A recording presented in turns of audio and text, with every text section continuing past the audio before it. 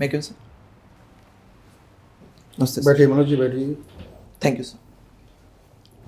मनोज जी, आप अमेठी से हैं ना? सर जरा अमेठी से हम लोगों का परिचय करवा दीजिए। सर अमेठी ज़िला पहले सुल्तानपुर ज़िले का अंग हुआ करता था और 2012 में इसका गठन करके अमेठी जनपद किया गया और उस समय उसका नाम छत्रपति साहू जी महाराज नगर रखा गया था। वर्तमान में उसका नाम अमेठी है। और कुछ बताइए। सर, ऐतिहासिक रूप से स्वतंत्रता संग्राम 1857 की क्रांति में खास योगदान रहा है। ये मुंशीगंज एक जगह पे है जहाँ पे बहुत सारे स्वतंत्रता संग्राम सेनानियों ने हिस्सा लिया था। एक भाले सुल्तान जगह है वहाँ पे। और ऐतिहासिक रूप से बहुत उस तरह समृद्धशाली नहीं रहा है क्योंकि यहाँ के जंगल और ऊसर काफ़ी प्रसिद्ध हुआ करते थे। तो लगभग ये 996 के आसपास जब राजस्थान से माइग्रेट करके हमारे यहाँ के जो वर्तमान राजवंश के डॉक्टर संजय सिंह हैं, उनके पूर्वज यहाँ पे आए थे और उसके बाद से यहाँ पे राजनीतिक विस्तार और विकास हुआ है। और वहाँ के सबसे प्रसिद्ध जो है व्यक्तियों में से ये मलिक मोहम्मद जायसी जी और बाबा गोरखनाथ जी की जन्मस्थली मानी जाती है। वहीं एक जायस जगह है जहाँ पे बाबा गोरखनाथ जी का जन्म हुआ, जिसके नाम पे गोरखपुर जनपद का नामकरण किया गया है।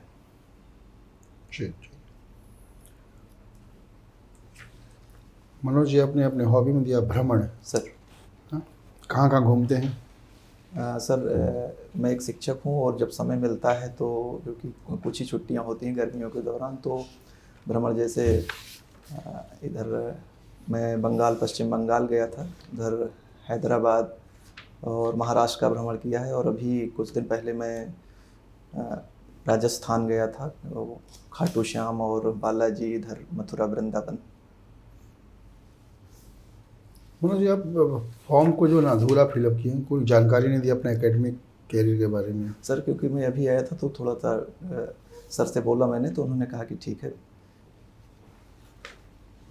देखिए, आपसे मेरा परिचय तो डायरेक्ट नहीं है सर। आप जो फॉर्म में सूचना देंगे उसके आधार पर ही आपका परिचय हमसे होगा और हम उसी आधार पर आपसे प्रश्न पूछेंगे। बिल्कुल सर। वो बिल्कुल नदारत है ना। तो चलिए, क्या पढ़ाते हैं स्कूल में आप? मैं जो है जवाहर नवोदय विद्यालय में पीजीटी इतिहास के पद पर कार्यरत हूँ, बस्ती जनपद में। अच्छा, क्या पढ़ाते हैं? इतिहास पढ़ाता हूँ, सोशल साइंस। अच्छा, हिस्ट्री आपका ऑप्शनल भी है ना सर? हिस्ट्री में कहाँ कंफर्टेबल हैं आप? Ancient, medieval, modern, world? Sir सभी में है, लेकिन मैंने जो है मास्टर डिग्री एंशिएंट हिस्ट्री में किया है। अच्छा, एंशिएंट हिस्ट्री पढ़े आप। ये बताइए कि जो हड़प्पा सभ्यता संस्कृति है ना, कहा जाता है कि हड़प्पा सभ्यता संस्कृति जो है वो ग्रामीण संस्कृतियों के अवशेष पर पनपी है। तो कौन कौन सी ग्रामीण संस्कृतियाँ थी जिसके अवशेष पर हड़प्पा सभ्यता का विकास हुआ है? सर जैसे कुल्ली है, नाल है, और हड़प्पा सभ्यता में भी कई, मतलब कि हड़प्पा स्थल पे भी कई उस तरह के स्तर मिले हैं जिसमें ये दिख रहा है कि ये ग्रामीण संस्कृति से पनपी हुई संस्कृति। कोई एक का नाम बताइए। सर क्योंकि ग्रामीण संस्कृति के जो अवशेष हैं खास तौर से वो वहाँ पे दिखाई देते हैं, जैसे कि ये कुछ अनाज के दाने मिलना या कि खेती के लिए उपयोग में आने वाले कोई उपकरणों ऐसा का मिलना। क्षेत्र हड़प्पाई शहरों में कोई ऐसे शहर का नाम बता दीजिए जिसका अस्तित्व हड़प्पा काल के पूर्व भी था। हड़प्पा काल सर कुल्ली। तो फिर हड़प्पा काल में उसका अस्तित्व नहीं आया है सर। नहीं समझे मेरी बात सर। जो कुल्ली है, आमरी है, नाल है, जोब है, इनाम गांव, दैवाबाद, ये सब कुछ ऐसी ग्रामीण संस्कृतियाँ थी कि वो उसके ऊपर नगरीय सभ्यता का विकास हुआ सर। अब नगरीय सभ्यता के विकास में कई नगरीय स्थल है ना सर, तो उनमें से कौन सा नगर जो है जिसका अस्तित्व हड़प्पा काल में तो था ही था सर, हड़प्पा का पहले भी वो था? आप पढ़े हैं? सर स्मरण नहीं कर पा रहे सर। ये जो हड़प्पा में जो भी चीज़ें अवशेष के रूप में मिली, कौन सी ऐसी चीज़ है जो साबित करता है कि हड़प्पाई सभ्यता के लोग जो थे वो आर्थिक विभाजन में विश्वास करते थे? मतलब वैसे हड़प्पाई समाज को समतामूलक समाज की संज्ञा दी गई है, सर। लेकिन कहते हैं कि नहीं, आर्थिक भेदभाव तो था। तो कुछ ऐसा चीज़ पाया गया है जिसके आधार पर इतिहासकार कहते हैं कि भाई वहाँ आर्थिक भेदभाव था। सर, जैसे कुछ जगह स्थल पे ऐसे पाए गए हैं जहाँ पे मकान जो हैं कुछ तो बड़े बनाए गए थे और कुछ श्रमिकों के आवास की तरह जो है स्थल पाए गए हैं, जिनसे ये लगता है। और ख़ास तौर से वहाँ पे जैसे कारीगरों के स्थल पाए गए हैं, तो एक स्थान पे ही बहुत सारे जो है कारीगरी उपकरण या अन्य वस्तुएं मिली हैं, तो इससे लग रहा है कि विभाजन जरूर रहा होगा सर। कहाँ था ये मैंने कहाँ दिखता है ये विभाजन आपको, मैंने किस शहर में ऐसे अवशेष प्राप्त हुए? जहाँ तक स्मरण कर रहा हूँ, मोहनजोदड़ो सर। मोहनजोदड़ो सर। ठीक है। अच्छा, ये बता दीजिए कि आपके हड़प्पा सभ्यता में कुछ ऐसे स्थल भी हैं जहाँ से पूरा का पूरा श्रृंगार बॉक्स ही मिला है, वैनिटी बॉक्स, जिसके आधार पर कहा जा सकता है नहीं भाई वो कंजर्वेटिव सोसाइटी नहीं थी, महिलाओं को सजने संवरने पर पूरी स्वतंत्रता थी। और उसके सपोर्ट में ये तर्क दिया जाता है कि इस स्थल से प्राप्त जो वैनिटी बॉक्स है, जिसमें कि कंघा भी मिला है, लिपस्टिक भी मिला है, फेस पैक भी मिला है, आईलाइनर भी मिला है, वो कहाँ से मिला है? सर स्मरण नहीं, बस चलो, समझौता रोकड़। अच्छा, ये इंडियन हिस्ट्री में आपने पढ़ा होगा सर। चूँकि हड़प्पाई समाज जो था ना, उसके बाद जो वैदिक समाज आया, तो हड़प्पाई समाज के बाद जैसे हम लोग वैदिक समाज में प्रवेश करते हैं, तो वैदिक समाज तो शुरू में कृषि कृषि उत्पादक नहीं रहा, वो आखेटक और खाद्य संग्राहक समाज के रूप में आया। लेकिन पहली बार वो ऋग्वैदिक काल में ही वो खेती करता है। इस बात का उल्लेख ऋग्वेद के किसी मंडल में है भी। सर। कुछ शब्दावलियाँ मिली हैं जिसका उल्लेख ऋग्वेद में है, आप उसका अर्थ बता दीजिए केवल हमको। जैसे लांगल शब्द का इस्तेमाल हुआ है। सर, लांगल और सीर। हाँ, लांगल है, कीवाश है ना, शीता, पर्जन्य है, प्रप है। तीन शब्दों का मतलब क्या है? लांगल का मतलब क्या है? लांगल का जैसे स्मरण कर पा रहा हूँ सर, हल। कीवाश का मतलब? कीवाश, प्रप। Sorry sir. चलिए, कोई बात नहीं। चलिए, इतिहास से हम लोग बाहर निकलते हैं मनोज जी। अब हमको ये बता दीजिए कि जो आपका कोरोना के बाद का जो फेज है, जिसको माना जाता है कि नहीं पूरी दुनिया जो है आर्थिक रूप से परेशान रही उस दौरान कोरोना के कारण, भारतीय समाज पर भी इसका प्रभाव पड़ा। उत्तर प्रदेश का समाज उससे अछूता तो नहीं रहा। तो जो माइग्रेटेड लेवल वापस लौटे, उनके लौटने से जो ग्रामीण समाज है, चूँकि इतिहास के छात्र इसलिए मैं पूछ रहा हूँ कि जो ग्रामीण समाज है उस पर क्या प्रभाव दिखाई पड़ा? यानी हमने इतना लंबा बता दिया, अगर संक्षेप में ये पूछा जाए, आपसे पूछा जाए कि कोरोना के बाद उत्तर प्रदेश के समाज में आपने कैसे कैसे परिवर्तन महसूस किए? सर, कोरोना के बाद समाज का सबसे बड़ा परिवर्तन जो देखा जाता है कि वास्तव में लौट के सबसे बेहतर व्यवस्था हमारी ग्रामीण समुदाय ही है। क्योंकि जो लोग शहरों में जा रहे थे, खासतौर से ग्रामीण परिवेश के लोग, श्रमिक लोग, उनके लिए वहाँ पे प्रोटेक्शन की व्यवस्था नहीं है। और जब वो गांव में लौट के आए तो भले लोग परेशान थे, लेकिन उन्होंने मदद के लिए हर संभव उन लोगों के लिए प्रयास किया। और अंत में वो खेती में जो है जुड़ते हैं, क्योंकि सबसे आसान यही रास्ता होता है। तो उनमें खेती में अब ये देखा जा रहा है कि बहुत सारे जो बाहर से लौट के आए हैं, अच्छी बढ़िया, जैसे चाहे वो सब्जी की खेती हो, फूलों की खेती हो, इनमें बहुत अच्छा उनका जो है रिस्पांस आ रहा है सर। तो इस तरह से लग रहा है कि ग्रामीण क्षेत्र में जो है बाहर से, क्योंकि वो बाहर जो भी जाता है कुछ ना कुछ इसकी समझ जरूर विकसित होती है, और विकसित समझ से अगर व्यक्ति ग्रामीण परिवेश में आता है तो उससे हमारी अर्थव्यवस्था को और ख़ास तौर से कृषि क्षेत्र को काफ़ी फायदा होने की उम्मीद है सर। लेकिन कहा यह जा रहा है कि जो एकाएक जो बाहर से ढेर सारे, है ना, जो विस्थापित लोग थे वापस अपने गांव में आए, तो वहाँ के कृषि पर इसका ज़बरदस्त दबाव देखने को मिला सर। एग्रीकल्चरल प्रोडक्शन पर भी, वहाँ के सॉइल पर भी, प्रोडक्टिविटी पर भी। तो इससे माने क्या है, जो भारतीय ग्रामीण व्यवस्था है उस पर अनावश्यक दबाव भी बढ़ा है। जिस क्या आपको कोई ऐसी सूचना है कि कृषि के क्षेत्र में विकास हुआ? कोई आंकड़ा है आपके पास? नहीं सर, आंकड़ा कोई नहीं है। सर कैसे कह सकते हैं कि कृषि के क्षेत्र में विकास हुआ? जैसा कि देखा जा रहा है सर, हम अपने आसपास देखते हैं कि जो बाहर से लोग लौट के आए हैं, उन्होंने अपनी बुजुर्गों वाली खेती को, भले वो छोटे पैमाने पे ही क्यों ना रही हो, उस पे उन्होंने कुछ इस तरह की खेती करना शुरू कर दिया है जो कि उनकी परिवार का और उनका स्वयं का भरण पोषण करने में समर्थ हो चुके हैं वो लोग। और अब अधिकांश लोग ऐसे देखे जा रहे हैं जो बाहर नहीं जाना चाहते, क्योंकि कुछ की तो मजबूरियां हैं, फिर से जाना पड़ा, लेकिन अधिकांश लोग ऐसे हैं जो कि अब वहाँ पे रह के खेती बाड़ी या अन्य कामों में जो है सहयोग कर रहे हैं या कर रहे हो सर। आप अमेठी के इलाके के बारे में बताया कि वो ग्रामीण पृष्ठभूमि वाला क्षेत्र है सर, सर अमेठी में जो भी समस्याएं हैं उसको आप बेहतर ढंग से समझते होंगे। अमेठी में रोजगार और नए रोजगार सृजित करने के लिए आप क्या क्या सुझाव देंगे?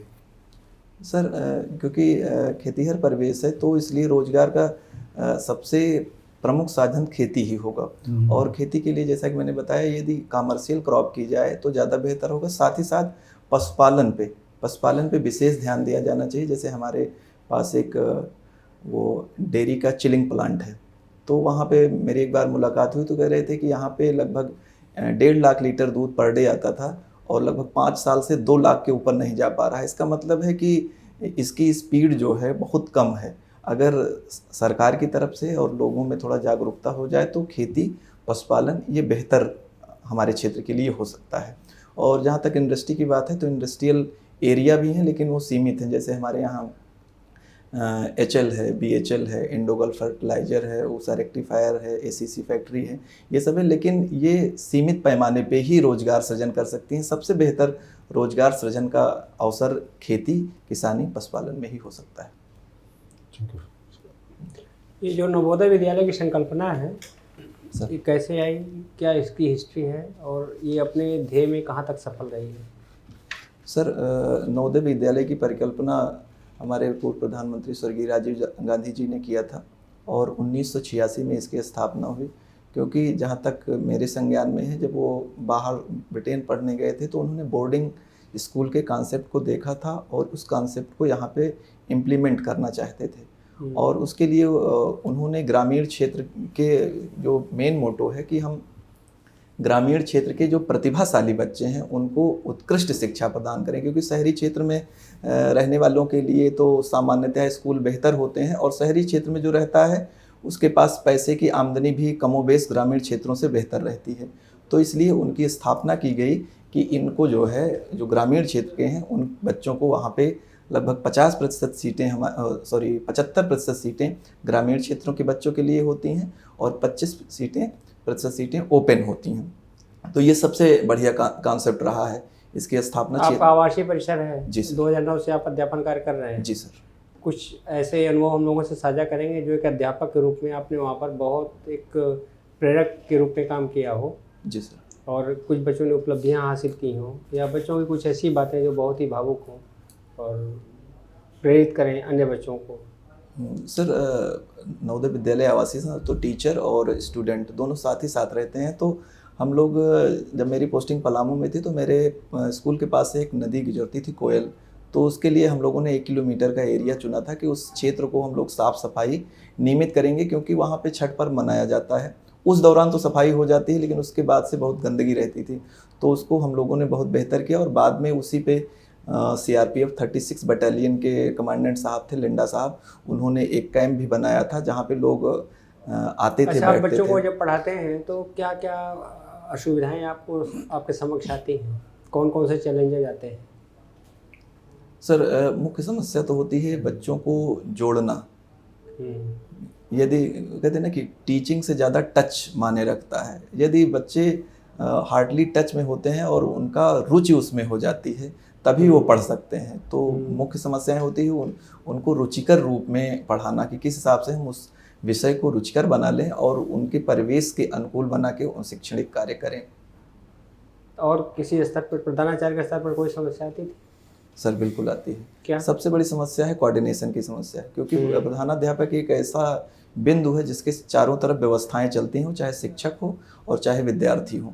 और शिक्षक और विद्यार्थी को एक ही तरीके से ट्रीट करना शायद आसान नहीं होता है, इसलिए प्रधानाध्यापक के सामने ये मुख्य रूप से समस्या होती है। और उसको उसके अंदर इमोशनल इंटेलिजेंस, यानी कि सब के जो है इमोशंस को समझते हुए उसके अनुसार यदि वो कोऑर्डिनेशन के साथ काम करेगा तो बेहतर कर सकता है। साथ ही साथ समाज के साथ भी उसका बेहतर होना चाहिए, क्योंकि अधिकतर हमारे यहाँ तो मान लीजिए कि है कि 80 सीटों के लिए लगभग 5,000 8,000 जो है बच्चे अप्लाई करते हैं और 80 का ही चयन होता है। तो लेकिन आपके यहाँ प्रधानाचार्य कौन है? हमारे यहाँ योगेंद्र भक्त जी हैं। क्या क्या उनकी कुछ मेरिट्स हैं जिनसे आप प्रभावित हैं, और जो डिमेरिट्स हैं उनको लगता है कि दूर होनी चाहिए? सर क्या? उनकी मेरिट ये है सर कि वो जो है सबकी समस्याओं को सुनते हैं, चाहे वो बच्चों की हो चाहे वो टीचर की हो, और व्यवहारिक स्तर पे उसका निदान करने की कोशिश करते हैं। एक जो समस्या है कि वो कभी कभी अपनी बात पे थोड़ा सा कि रिजिड हो जाते हैं कि ऐसा है तो ऐसा ही, तो वो थोड़ा सा मुझको लगता है। बाकी कुल मिला के वहाँ उनका अमेठी में जैसी है? जी सर है। चलिए, वहाँ का प्रधानाचार्य आपको बना दिया जाता है सर तो चूँकि आपका होम डिस्ट्रिक्ट है, तो जो वहाँ की शैक्षणिक स्थिति है, सारी चीज़ें हैं, बताइए कि क्या करना चाहेंगे आप? सर मेरा होम डिस्ट्रिक्ट है तो एक तरह से मैं प्रधानाध्यापक के साथ साथ वहाँ का सामाजिक व्यक्ति भी रहूँगा और हूँ भी। तो मैं समाज को उसके साथ जोड़ने में और बेहतर कर सकूँ, क्योंकि मैं लोगों को जानता हूँ, लोग हमको भी जानेंगे, और हम अगर अपने स्कूल पे गुण, क्योंकि एक बार में नहीं हो सकता है, अगर हम 1 साल मेहनत करने के बाद यदि हमारा रिजल्ट और क्या क्या करेंगे, बिंदुवार बताइए, 4 बिंदु बताइए। सबसे पहला काम तो सर अगर मैं प्रधानाध्यापक बनता हूँ तो वहाँ की मॉर्निंग जो प्रेयर है उसको बेहतर बनाने का प्रयास करूँगा, क्योंकि हम ठीक लोग है, एक बिंदु। दूसरा? और दूसरा बिंदु है कि शिक्षक और छात्र, जैसे चाइल्ड सेंटर्ड एजुकेशन है और नई व्यवस्थाओं में ये सब सारी चीज़ें जोड़ी रही हैं, तो बच्चों को टीचर से जोड़ने के लिए, और क्लास हमेशा ऐसा ना हो कि खाली जाए, उनसे जुड़े रहें। कभी कभी मैं गांव के क्षेत्रों में स्वयं भी और अपने शिक्षकों को भी कहूँगा कि वो थोड़ा सा भ्रमण करने और अपनी बात को रखें, अपनी बात को बताएं, तो शायद वहाँ से बच्चे हमारे स्कूल में ज़्यादा आना चाहेंगे। कौन है उत्तर प्रदेश के शिक्षा मंत्री? सॉरी सर, सेंट्रल में कौन है? धर्मेंद्र प्रधान जी। आपको नहीं लगता कि आप एक शिक्षक होते हुए भी उसके मानदंड हैं, उसका पालन नहीं कर रहे हैं? नहीं सर, मैं मानदंडों का पालन कर रहा हूँ, कहीं कहीं थोड़ा सा विस्मरण हो जा रहा है। जैसे शिक्षा मंत्री हैं तो आप उनका ससम्मान नाम नहीं ले रहे हैं। सर मैंने जी लगाया श्री तो जी ही लगाना चाहिए। अगर आपसे पूछा जाए आपके पिताजी का नाम क्या है तो क्या बताएंगे? स्वर्गीय लाल बिहारी तिवारी। तो या माता जी का नाम? श्रीमती सावित्री तिवारी। तो आपने यहाँ पर श्रीमती लगाया है? जी सर। तो जी सही संबोधन है? सर बोलचाल की भाषा में नहीं, बोलचाल की भाषा में नहीं। आप एक शिक्षक हैं और प्रधानाचार्य के पद पर बैठे हैं। सर शिक्षा मंत्री आएंगे तो आप बोलेंगे धर्मेंद्र जी आ गए हैं? क्या बोलेंगे? सपोज करिए कि आपके विद्यालय में शिक्षा मंत्री आ चुके हैं। जी सर। आपको बच्चों से उनको परिचय कराना है। जी सर। क्या कहेंगे? हमारे देश के माननीय शिक्षा मंत्री श्री धर्मेंद्र प्रधान जी का। चलिए ठीक है। अब इसमें स्नातकोत्तर शिक्षक लिखे हैं सर, इसका क्या मतलब है? स्नातकोत्तर शिक्षक का मतलब होता है जो यहाँ की बोलचाल की भाषा में पीजीटी, पोस्ट ग्रेजुएट टीचर होता है सर, जिसको माध्यमिक स्तर हमारे यहाँ पीजीटी कहते हैं, यहाँ पे प्रवक्ता के पद से संबोधित किया जाता है। अच्छा, हम सोचे पीजी क्लासेस को आप पढ़ाने हैं। नहीं, स्नातकोत्तर का मतलब PGT, post graduate entry sir. ये प्रधानाचार्य के लिए है, इनको अच्छा, आप शिक्षक से क्या आशय समझते हैं? शिक्षा में किन किन चीज़ों की मूलभूत जानकारी होनी चाहिए? सर शिक्षा का मतलब है ज्ञान, और सबसे पहले तो अपने परिवेश का ज्ञान होना चाहिए, पहला हो गया। ठीक है। उसके बाद फिर देश दुनिया का ज्ञान होना चाहिए, दूसरा, और उसके बाद ये होना चाहिए जो हमारे व्यवहारिक जीवन में प्रयोग में आने वाली चीज़ें हैं उसका ज्ञान बेहतर तरीके से हो। और इस समय वर्तमान समय में शिक्षा का जो मेन है कि हम उत्कृष्ट जो है नागरिक बन सकें और उत्कृष्ट सेवा से अपने देश का मान और गौरव बढ़ा सकें। अच्छा, नैतिकता नहीं सिखाएंगे? सर ये सब चीज़ें उसके अंदर समाहित रहेंगी। अच्छा, ज्ञान और प्रज्ञा में क्या अंतर होता है? सर ज्ञान होता है जो बाहर से लिया जाता है और अंदर की तरफ जो है उसको आत्मसात किया जाता है, और प्रज्ञा में जो ज्ञान होता है वो आत्मसात के बाद वो अंदर से भी जो है वो निकलता है, जिसको हम लोग अगर स्पिरिचुअल कहें तो बेहतर होगा सर। अच्छा, आप एक शिक्षक होने की वजह से ये बताइए कि शिक्षा में सुधार के लिए 2-3 उपाय क्या होने चाहिए, जैसे आप अपने कॉलेज के लेवल पे ही बताइए। जैसे शिक्षा के लिए सर जो सबसे ज़रूरी चीज़ है, जो शिक्षक और विद्यार्थी अनुपात है वो सही होना चाहिए। ज़्यादातर चाहे जो डिपार्टमेंट हों, चाहे वो माध्यमिक के हों या हम लोगों के यहाँ भी अभी अनुपात ज़्यादा है कि कम है? कम है सर। शिक्षकों की संख्या में भारी कमी दिखाई दे रही है सर। आपके यहाँ कितने शिक्षक हैं? सर हमारे यहाँ 28 शिक्षक हैं। स्टूडेंट कितने हैं? 538 अच्छा, तो 20 पे एक शिक्षक हो गए सर।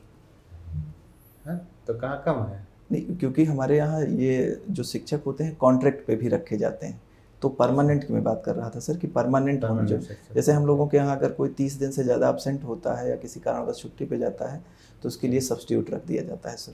अच्छा, चलिए, शिक्षक और छात्र अनुपात बेहतर होना चाहिए। और जी सर। और जो विद्यालय का परिवेश है, वातावरण है, वो बेहतर होना चाहिए, वो चाहे प्राकृतिक रूप से हो और चाहे शैक्षणिक रूप से हो। और बच्चों और शिक्षकों में कोई सुधार की ज़रूरत है? सर इसके लिए यदि मूल्य परक शिक्षा दी जाए तो और बेहतर हो सकता है, क्योंकि ज़्यादातर चाहे वो शिक्षक हो और चाहे वो परिवार हो, दोनों का उद्देश्य मूल्य से भटक के अब आ गया है कि हमारा बच्चा किस तरह से व्यावसायिक जगत में सफल हो सकता है। वह व्यक्तिगत जीवन को थोड़ा सा इग्नोर किया जा रहा है। यदि उसमें सुधार हो जाता है तो शायद और बेहतर होगा। तो मूल्य परक शिक्षा कैसे दे सकते हैं? 2-3 उपाय बताइए उसमें। जैसे सर सिलेबस में शामिल किया जाना चाहिए नैतिक शिक्षा के पाठ्यक्रम को। और नैतिक शिक्षा तो पहले से पढ़ाई जा रही है। नहीं, पढ़ाई जा रही है, लेकिन उसके कोई एग्ज़ामिनेशन या कोई ऐसी चीज़ें नहीं हैं, क्योंकि वो केवल और हमको नहीं लगता है कि किसी स्कूल में क्लासेस चलते होंगे जिसमें एक आध पीरियड होता होगा, तो वो केवल किताब के रूप में होता है, सिलेबस के रूप में उस तरह नहीं शामिल है। अच्छा, अभी जो है ये बेसिक एनसीईआरटी की बुक्स में कुछ विवाद आ रहा था, जैसे उनको लेकर के हरिद्वार में जो है मिशन है, फोटो बनी हुई थी सर तो नाम नहीं याद आ रहा है उनका। शांति शांति कुंज। वाले जी, उनका जो विवाद था, वो जी, विवाद था क्या? और वो भी इसी उद्देश्य से डाला गया था कि बच्चों को नैतिक शिक्षा मिले, उनके बारे में जानकारी हो। उसमें विवाद का मुख्य कारण था कि क्योंकि वो थोड़ा धार्मिक पुट दिया जा रहा था। है नहीं, ऐसा होना नहीं चाहिए, लेकिन धार्मिक पुट होने की वजह से विवाद का कारण बन रहा था। बाकी क्योंकि नैतिकता आदमी व्यवहार से सीखता है, समाज से सीखता है, तो उसमें धर्म आएगा ही आएगा। धर्म से पृथक करके नैतिकता नहीं दी जा सकती है। जिस परिवेश तो जो अच्छी चीज़ें हैं किसी भी धर्म की, उनको शामिल किया जाना चाहिए उसमें। भगत सिंह नास्तिक थे सर फिर भी वो नैतिक हैं, तो जी। ऐसा तो नहीं कहा जा सकता है धर्म से ही नैतिकता आएगी? नहीं, ये सर बिल्कुल नहीं कहा जा सकता है। जो नास्तिक हैं, लेकिन देखिए हम लोगों के कहते हैं ना कि ज्ञान भी होता है, भक्ति भी होता है, तो उनका ज्ञान प्रखर था। और शायद ही कोई ऐसा बहुत कम समाज में ऐसे मेधावान लोग होते हैं जो कि ज्ञान रूपी प्रकाश को इतना ज़्यादा कर पाते हैं, क्योंकि सामान्य परिस्थिति में आदमी अपने आसपास से ही सीखता है, अपने समुदाय, माता पिता और शिक्षकों से ही सीखता है। तो इसलिए उन चीज़ों पे ध्यान दिया जाना चाहिए। अच्छा, एक लास्ट क्वेश्चन है, बता रही है सर कि प्रधानाचार्य के लायक आपके अंदर 2 गुण कौन से हैं जिनके कारण आपको सिलेक्ट कर दिया जाए इसमें? सर मैं मेहनती हूँ, कर्मठ हूँ और ईमानदारी से अपने कार्यों को पूर्ण करूँगा।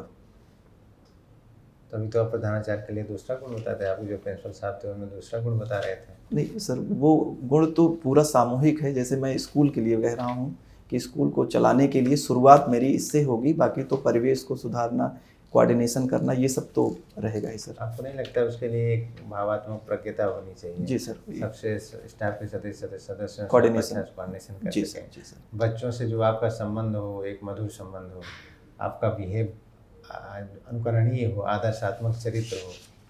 सर ये सब सारे काम सर हम ईमानदारी से करेंगे तो बेहतर तरीके से कर सकते हैं। ठीक है सर। Thank you.